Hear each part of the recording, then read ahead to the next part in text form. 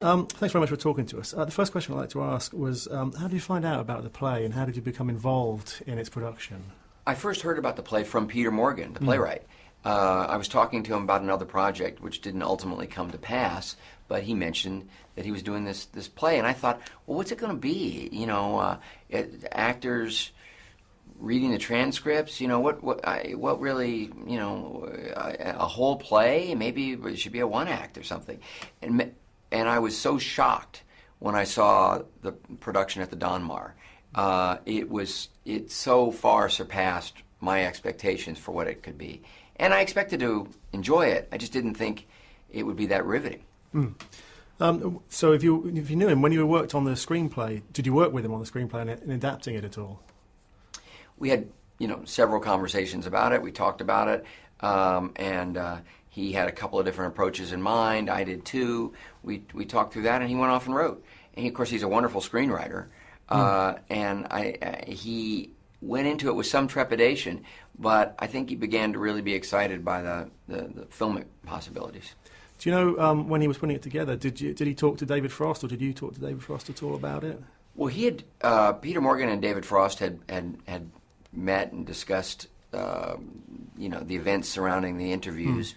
When Peter was writing the play and preparing the play, and so I did a bit of catching up and had a chance to talk to David Frost, and I talked to a number of the people who'd been involved in the event. And what was fascinating was that everybody had their own particular perspective on what had gone right, what had gone wrong, why.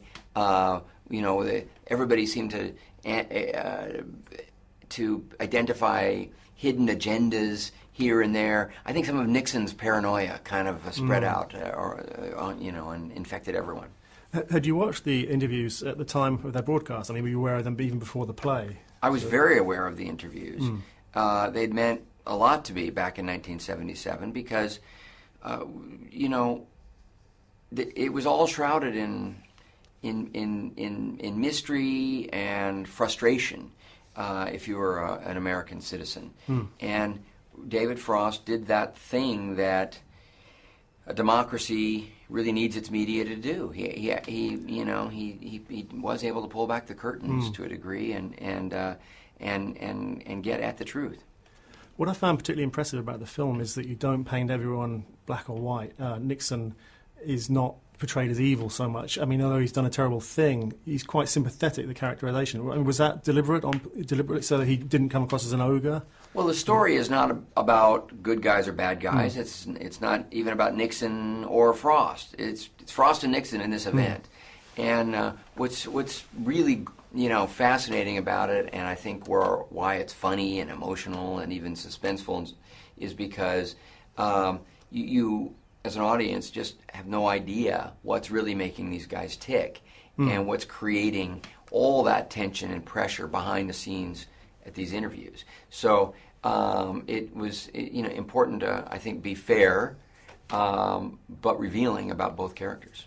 And when Michael Sheen and Frank Langella came on board to do the film, how did you direct them? Did you tell them to recreate what they'd done on stage, or did you make them expand the characters more to suit a film? I was very interested in what they had learned and developed and understood about the play, particularly the entertainment values. They get a lot of laughs in this movie, and I didn't want to lose those. In fact, I wanted to enhance those.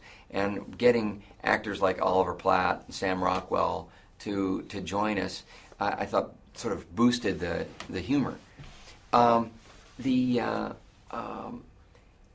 What I really encouraged Frank and Michael to do was to feel that making the movie was their chance to put their final stamp on these characters. They learned so much about them. They understood how to, what made them tick. And I didn't want to just recreate their theater performances, but I didn't want them to ignore them either. And so it was really, let's take the cameras, let's go in, and let's explore, and let's offer that to film audiences. I wanted to talk about your career. It's quite wildly varying in all the different genres you've worked in.